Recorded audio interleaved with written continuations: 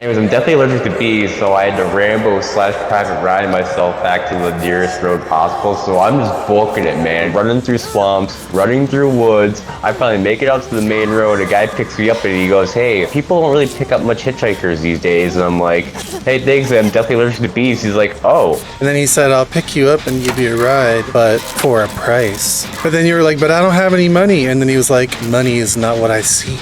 And then you were like, "Oh." And then he was like, "Oh."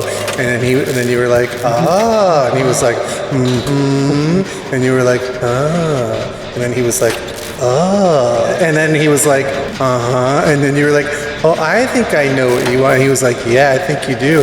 And you were like, "Is it?" And he said, "You say it." And you were like, "Could it be?" And he was like, "Oh, you know it." And you were like, "I think I know." He said, "Yeah, just say it." And you were like, "It's Robux." And he was like, "You got it."